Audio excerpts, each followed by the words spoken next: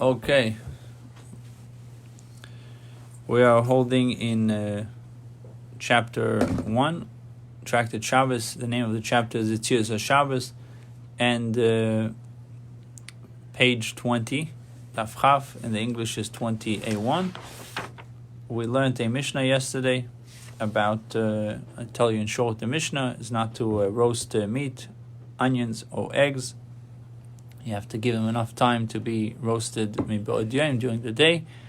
Before Shabbos, you don't put a bread into the oven before it gets dark, and another type of baking was a biscuit should not be placed upon the coils. Rabbi Eliezer said that there must be sufficient time for its bottom surface to crust while it is still day, and then you're allowed to do it. And we ended off with, we may lower the Pesach offering into the oven close to nightfall and allow it to roast on the Shabbos, meaning there's an exception to Pesach offering. And similarly, we may ignite the pyre of the temple fire chamber on fire close to nightfall. Outside the temple, a pyre may be lit before Shabbos only if there is sufficient time for the fire to catch onto most of it. Rabbi Uda says, when it comes to charcoals, it is permitted to light it before Shabbos as long as the charcoals ignite slightly. It's even, so we see obviously the opinion of Rabbi Uda is more lenient, that if the charcoals are lit slightly, it would be okay to light them right before Shabbos. That's the Mishnah. The Gemara says, "V'chaman, how much must it be roasted by the time the Shabbos arrive? What percentage? How much? What would be the ratio?" So it has to be sufficiently roasted like Ben Dosai. So we mentioned Ben Dosai before. He was the famous thief that used to be on the go, on the run all the time, and he didn't wait for the food to cook thoroughly. How much exactly is Meichel Ben Dosai? Is it 50%? Is it 25%? So it says in note 6, Ben Dosai was a notorious bandit, and who cooked his food only 1/3. So Meichel Ben Dosai was 1/3. The normal that would take the normal time. So if it takes you let's say you cook your meat 8 minutes on each side, this would be for Ben Dosai would be 1/3 of it. I hope you guys remember it from the Shulchan Aruch that we learned not too long ago. Yeah, we just learned about Ben Dosai. So I mentioned this, discussed Ben Dosai before. So Itmar Nami Amar Ravasi Amar B'Yochanan Kol Shu K'Macha Ben Dosai En Bo Mishum Bishul Nochim. He says we're not allowed to eat Bishul Nochim. So if the Gentile cooked, we shouldn't be eating that food from him. Right. And obviously there's laws of how it should be done, but in general Bishul Nochim is also.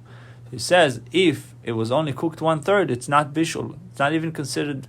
Even if a goy did the 1/3 Ben Dosai type of cooking, it's not considered Bishul. En bo mishum Bishul Nochim. Tanya Chananya Emer Kol Shu Macha Ben Dosai Mutar La'ashes Al Gav Kira. If it is cooked only 1/3, like Ben Dosai, it is permitted to keep it on top of a kira, meaning leaving it on the stove. Kira, it could be a stove. It's kira is a cylindrical stove that has room for one pot on top of it. That's it, just one pot on top of this cylindrical stove. Now you're allowed to lashhoisa is to leave it, to keep it on top of it. Even though the kira, this pot, had obviously charcoals underneath it, and those charcoals has not been shoveled or banked. And there's a concern that you might do it on Shabbos in generally, but general case, is a concern that maybe it's going to be done on Shabbos. You're going to mess with the charcoals. It says in number 9, it is rabbinically forbidden to keep a pot of undercooked food, like food is not yet cooked, on a kira on Shabbos, lest one come to stir the coals. Unless the kira has been shoveled or banked, coals have been covered with ashes to diminish their heat, in which case one will not come to stir the coals if it's already covered. Chananya holds that once food has been cooked to bendosai stage before Shabbos, when it was cooked 1/3, there's no longer any concern that one might stir the coals to hasten the cooking. One may keep food that has reached that stage on a kira, even if its coals have not been swept away or covered with ashes. We may not place bread in the oven close to nightfall unless there is time for its surface to crust while it is yet day. Abu Lezer says there must be time for its bottom to crust. That was the learning in the Mishnah. Ibalu, they inquired, gabi tanu. What does it mean, the bottom? That surface of the bread which against the oven wall. Or perhaps bottom means the surface which is facing the fire. Is it the bottom or the top? Gabi tanu or gabeu. When we say bottom, we mean the bottom of in the stove or the bottom of the fire.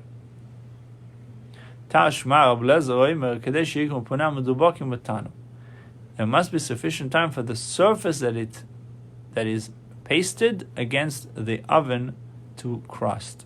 There's still some bakeries that use this type of baking, that they would take the dough and stick it to the side of the oven. So this is like an oven, look like this. It's like a big barrel, a fire underneath it. I think they call it, what's the name for it? Cauldron, something like this, cauldron. And it looks like this, and there's fire in the bottom. And they would take the walls of it, becomes very hot. They take the dough and they stick it to the side of the wall. So Kedei Shikrim Uponeo, it says over here, Kedei Shikrim Uponeo Medubokin. Medubokin is that it's stuck to it. For the surface that is pasted against the oven to crust. Pasted. Shalshin Pesach, another thing we learned in the Mishnah about, we may lower the Pesach offering into the oven close to nightfall. Why Pesach are allowed to? My timer, what is there in the Mishnah exclude the Pesach sacrifice from the general restriction stated in the beginning of the Mishnah against putting meat up to roast just before Shabbos? Why we're not concerned in the case of the Pesach as well that one might come to stir the coals? We should have the same chashash. So the Gemara answers, Pesach was done with a group of people, and the group are presumed to be conscientious. There will be also very quick, and they will take care. They are careful to do it quickly, and they're not going to let it overcook. They're not going to let it to cook over Shabbos. The Gemara says, "Ha la vachi loy." Well, it's not the word. Read it yourself. Because the members 28:2 on the top. Because the members 28. Because the members of the Pesach group are presumed to be conscientious. So I said it properly. Okay. Halavachiloi, but were it not for this reason, that the members of the group are conscientious, it would not be permitted to lower the Pesach into the oven just before Shabbos. According to the Gemara asks, why would this be forbidden? Why the Gadio bein srik bein lo srik shapur dam? In the case of meat of a kid, of a lamb, whether the oven is sealed or not sealed, it is proper to allow the meat to roast in the oven on the Shabbos, even if placed there just before nightfall. The Gemara says, Hosum, there where the master permitted the roast of kid meat, minsach, the kid meat is cut into pieces. The kid meat is not, here the Mishnah permits specifically the Pesach offering where the kid meat is not cut into pieces. What's the difference if it was cut into pieces or not? It says in 16, Pesach offering after being skinned, cut into pieces, is roasted whole. Pesach, Paschal offering, skin it and roasting it whole. As it is stated, roasted over fire together with its head and its innards. And when a kid or the like is roasted whole in the oven, the draft created by opening the oven does not harm the meat. So he will open the oven. Consequently, were it not for the fact that the members of the group are conscientious, the whole kid would not be lowered into the oven before nightfall out of concern that one might open the oven and stir the coals on Shabbos. Could I ask a question? What happens when Pesach falls out on Motzei Shabbos with the Korban Pesach? Then? So you can't. Okay, you're not. You have an issur about the cooking and. Is it really possible? Some holidays. Yeah, sure. We always have Pesach falling out on Motzei Shabbos. I remember we had it flushed instead of burning the hummus. We had it flushed down the toilet. Yeah. So they did the Korban Pesach on Erev Shabbos. I don't know. All right, that thought came to me. Yeah, possibly they did it on Erev Pesach. Let's see. The Gemara is concerned that one will open the oven to stir the coals where a draft is not harmful. For example, in the case of a whole kid, does not follow the view of Rav Asi as recorded by the second version. According to that version of his view, Rav Ashi permits putting any and all meat into an oven before Shabbos, simply because one can stir the coals on Shabbos without first opening the oven to expose them. Same permit then would apply to an animal lowered whole into the oven before Shabbos. So the Gemara asked the question, why is it? So why are you allowing a whole kid to go to be roasted before Shabbos? The Gemara answered because they were conscientious. The Bnei Chavua, the members, were conscientious. The Gemara said, but were it not for this reason, it would not be permitted to lower the Pesach. What if they're not conscientious? It would not be permitted to lower the Pesach into the oven before the Shabbos. Accordingly, the Gemara asks, why would this be forbidden? In the case of meat of a kid, whether the oven is sealed or not sealed, it is proper to allow the meat to roast in the oven on Shabbos, even if placed there just before nightfall. Why? This is the view of Rav Ashi. The view of everyone according to the second version, since kid is tender, the meat of a kid meat is tender, and would be harmed by the draft caused by the opening of the oven. There's no concern that someone might open it. Someone might open the oven to stir the coals.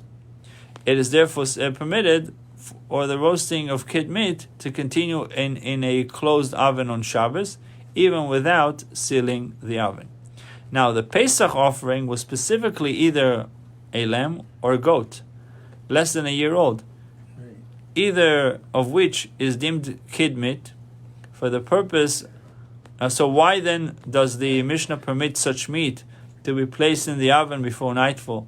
Specifically in the case of the Pesach offering, the permit should apply to such meat even if it is perfectly ordinary and being prepared by any person. And he said that since the kid meat is both tender and cut into pieces, it will be harmed by the draft. So we are dealing with a case where it's not cut to pieces, and therefore it would not be harmed by the draft. Umachizin esau.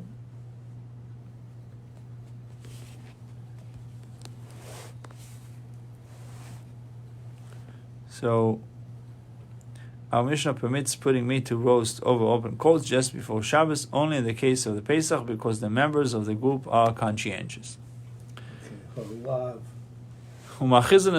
And we may ignite the pyre of the temple fire chamber on Friday close to nightfall. How do you know this?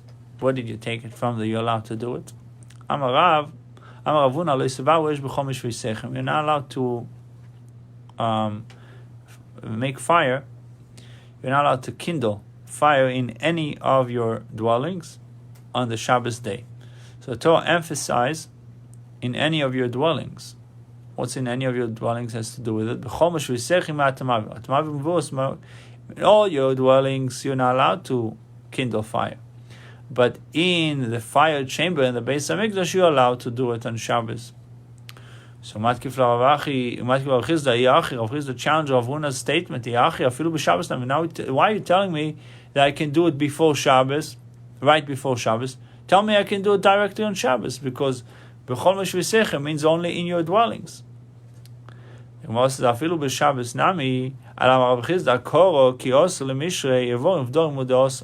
the verse cited by Rav Huna comes to permit kindling a fire in the temple on Shabbos, it comes only to permit the burning of the sacrificial parts and fats on the temple altar. The kindling of the fire chamber pyre, however, is biblically prohibited on Shabbos. It's biblically prohibited on Shabbos. And the reason it is permitted just before Shabbos, again, because the Kohanim are zrizim, are quick, are conscientious. And then, but outside the temple, a pyre may be lit before Shabbos only if there is sufficient time for the fire to catch on most of them. My Ruben, what does it mean, most of them? Amarav roiv kol echad ve'echad. Most of each and every one of the pieces of firewood. Shmuel says, what does it mean, most of them? Enough so that they will not have to say, bring more kindling wood and we will place it under the firewood. The fire is sufficiently established that it can continue completely on its own. It doesn't need your help anymore. Tana Shmuel. Rabbi Chia comes to support the opinion of Shmuel. Kadesh tehesh haleves oilo merlea must be lit so that the flame should rise on its own, and not that the flame should rise through the assistance of something else. This was said regarding the menorah in Beis HaMikdash, that the Kohen who lit the menorah had to make sure that the flame now is unaided. It runs on its own. The flame should not rise through the assistance of something else. Regarding a single thick piece of wood, Rav said that in order for you to light it right before Shabbos, you have to make sure that it has sufficient time to burn. Most of it needs to be lit. Most of its thickness. And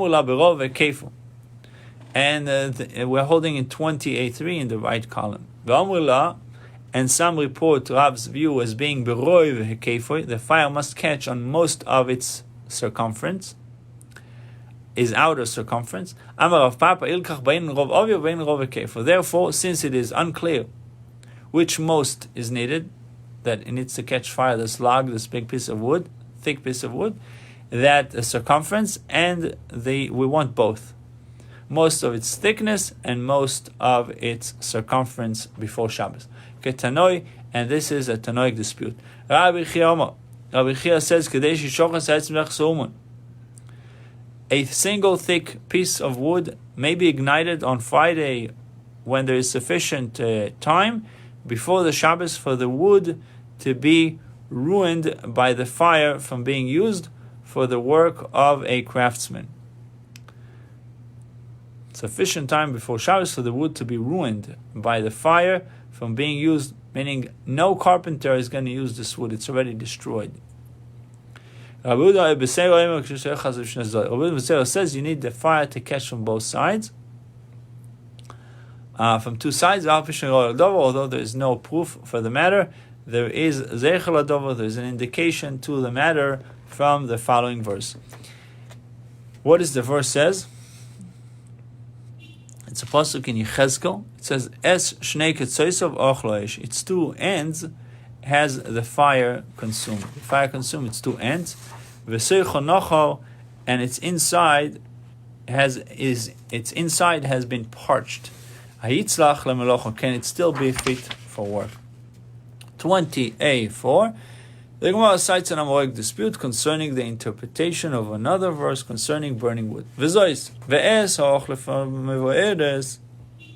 The ach was burning before him. My ach, what is ach? Amarav achvono. It means achvono. What is achvono means? It says in 36, a willow. As the Gemara will demonstrate shortly. The Gemara will discuss it. What is exactly achvono, willow? Shmuel Omar etzim shenidliku ba'achvono. And Shmuel says it means sticks of wood that caught fire in brotherhood. Ach being rendered as a brother. That is a pyre in which the larger pieces of wood catch fire from the smaller ones. Eitzim shenidliku ba'achvono, like they caught fire together in brotherhood. The Gemara cites an incident which indicates that achvana means a willow. There was a certain person who said to those present, "Man boy achvano, who wants to buy willow, achvana?" Ishtikach avato. It was found to be that it was petting willows, peddling willows.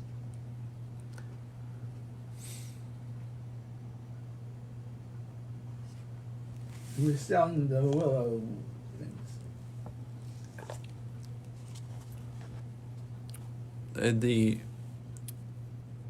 David is asking, why did Hashem made the exception to the rule of lighting fire on Shabbos in his house? In the Beis HaMikdash, they bought korbanos on Shabbos. But the fire was already lit, was always lit. Right, you're allowed to, if you have a barbecue running, allowed to take a piece of meat and roast it on Shabbos. You're not allowed to. No. Why would you be allowed to do it in a Beis HaMikdash? Because it's a mitzvah. That's the question. So really, the whole 39 works that we don't we're not allowed to do, they were done in Beis HaMikdash. That's why we know they're not allowed to do them, because they were done in Beis HaMikdash. No, I mean, building the Beis HaMikdash, they were right. Were forbidden. Right. Doing but it actually, the korbanos were done on Shabbos. The korban atonement, we read about the offering. Right. They had to. Every musaf. They had to light fire for the korbanos. Did they have to light it, or was it existing? No, I'm sure they had to light it. They have to add. They're putting it. It's the same. Adding is different. It's I don't know. Same thing. All right, whatever. Okay. You take a piece of wood that didn't have fire in it, and you put it into the fire, and now it catches fire. Okay. So they had music in the Beis HaMikdash too, right. On Shabbos. So why? What's the difference? Why? So Hashem wanted it. Hashem wanted it to be done for Him, and that's not the desecration of Shabbos, because this is how you're celebrating Shabbos. Right. In His house. Yeah. In Hashem's house, the Beis HaMikdash. Yeah.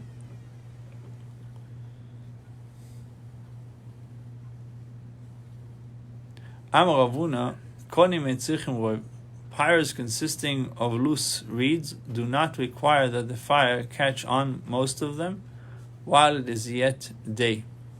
However, if one tied them together, they do require to most of them while it is yet day. So one tied them together, they do require. So if you have a bunch of reeds in the fire, you don't need the majority of them to catch. But if they are bundled together, then they need roiv, they need majority. However, if one tied them together, they do require that the fire catch to most of them while it is yet day. Similarly, pyres consisting of loose pits do not require that the fire catch on most of them while it is yet day. If one placed them in reed baskets and then place the full baskets in the pyre, they do require that the fire catch onto most of them while it is still day. Chisda challenged Rav Huna's ruling. On the contrary, if anything, the opposite seems more reasonable. Loose reeds might scatter and should therefore require that the fire catch on to most of them. However, one tied them together, they will not scatter, and thus most of them should not be necessary. Similarly, loose pits might scatter and should therefore require most of them. Whereas if one placed them in reeds baskets, they will not scatter, and most of them should be required. It also stated, Amar Rav Kahana, Konim Shagodon Tzrichin Roiv, reeds that one tied them together, you put them together, they have to be, Rav Kahana requires that fire take hold of most of them while it is yet day in order for you to put it on the fire. Fire has to take hold of most of them while it is yet day. Lo yagodon and tzrichin rov, but if you did not tie them together, they do not require that the fire take hold of most of them while it is yet day. Gar'inin tzrichin rov. Loose pits require that the fire take hold of most of them while it is yet day. Neson v'choisolois ein tzrichin rov. If, however, one placed them in reed baskets, they do not require that the fire take hold of most of them while it is yet day. Tani Rav Yosef, Arba Meduros and Tzrichin Rov. 4 types of pyres do not require that flame sticks hold of most of the fuel while it is yet day. Zephys, a pyre of pitch. That's the material that is used for roofing. Right. Zephys, pitch. V'shagofris, or sulfur. V'shagivino, or of cheese. V'shel revav, or of grease. I guess it's a very flammable substances, and they will catch fire immediately. It's like putting on fire gasoline. You need to wait for the roiv to catch. Don't worry, you gotta get out of there. Yeah. B'masnisa Tana, in a Baisa it was taught, Av shel kash v'shel gevava. So too a fire fueled by straw or stubble does not require the fire to take hold, because these, again, are maybe not flammable, but they're so easy to catch fire that you don't have to wait. Also, the Babylonian woods, they did not require any roiv. They don't have to wait for for most of it to take hold. What does it mean, Babylonian woods? In Babylonia, there's, I'm sure, many types of trees, many types of wood. Ilma silte is, if you say it's thin strips of wood that are commonly used in Babylonia. Why do you say most of them? And you don't have to wait even for most of them, because they catch fire easily. And most of Ashta Pasila, even if regarding a wick of an oil lamp, which is more flammable than the strips of wood, according to Ula, even if something very easily to catch fire, he says the one who ignites it, the one who lights it, the wick of the Shabbos lamp must light most of what protrudes from the oil. The part that protrudes from the oil, most of it needs to be already on fire. Still, can there be any question regarding the thin strips of wood? Elam of Yosef Shucho the Arzo. Rabbi Yochanan could have meant, when he said Babylonian wood, could be that he meant that only the branch of the cedar, the branch of the cedar tree, which is common in Babylonia. So it was referring to the branch of cedar. Rami bar Abba Omar says Zozo, Rabbi Yochanan was referring to moss. What is moss? Moss. It's like on trees. It grows on trees. Also, probably something that catches fire very quickly. Adron Aloch, Mazel Tov. We'll finish Yetzias HaShabbos. We shall return to you. First chapter, Yetzias HaShabbos. Going into the next chapter, and this is speaking about this chapter. We'll discuss about the Shabbos candles, lighting candles on Shabbos, honoring Shabbos, introducing delight to Shabbos, proclaim Shabbos a delight, Korasel Shabbos Eineg, honoring Shabbos, to enjoy Shabbos, to honor Shabbos. So let's see. This is a common Mishnah. It's being read by many Sephardic communities on Friday afternoon, right before davening. And an Ashkenazic before Baruch Hu. Okay, yeah. So same thing. So that's why I'm reading it right before the Shabbos davening. Yeah. So the Mishnah begins the discussion of which materials may and may not be used as wicks and fuels for the Shabbos lights. It will be taught below that the wicks must be fashioned from material that holds a flame well, and the fuel must be of a variety that is easily absorbed by a wick. The purpose of these criteria is to ensure a steady flame.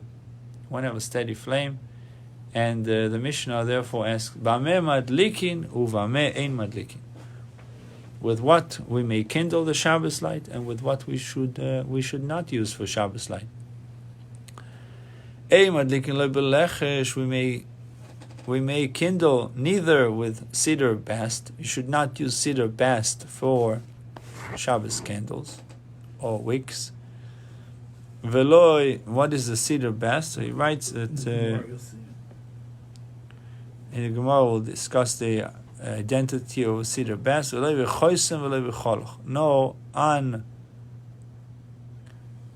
unserrated flax, nor with floss silk. That's the wick. You should not use uncarded flax, nor with floss silk. They didn't work it. Nor with willow bast, nor with desert fiber. Nor with sea moss. So the Mishnah now enumerates fuels that are unacceptable. So we spoke about the psila, the wick that is unacceptable. Now it speaks about the fuels. Neither with pitch, zephyrs, the roofing material, nor with wax. Nor with kick oil, nor with oil that must be burnt. Obviously the Gemara will discuss what is a kick oil. Oil that gives you a kick. We'll see what doesn't spell as a kick, as a K-I-K. So let's see. Nor with fat from a sheep's tail, nor with tallow. Tallow is chelev, the forbidden fat. Nachum Hamodi says we may kindle with boiled fat, with forbidden fat. Tallow is the forbidden fat. The rabbis say, the sages say, whether it is boiled or not boiled, you should not use it. We may not aim at licking boil, we may not kindle with it. So we'll learn two things. Number one, which wicks are not acceptable and which fueling materials are not acceptable. Lechesh shucha da'arzo. Lechesh is a bark, cedar. Give him a cedar. Lechesh sheichel de'azo. Lechesh is the bark of a cedar tree is ordinary wood. It is obviously unfit for use as a wick, and so there was no need for the Tana to disqualify it. The bark of cedar tree is ordinary wood. Why are you disqualifying it? What's wrong with it? So the Gemara says, with the woolly substance that is in it, the bark, Mishnah means that we may not kindle with the woolly substance that is in the bark. The bark itself can be used. The woolly part of it is not good. Because it goes too fast. Yeah, it goes too fast. Nor with choisen. What is choisen is the toe of flax. But it is written, and the strong shall become as toe. Which implies the choisen is not toe. It shall become toe, but it's not toe. Choisen is flax whose stems have been beaten, but whose fibers have not been combed. Nor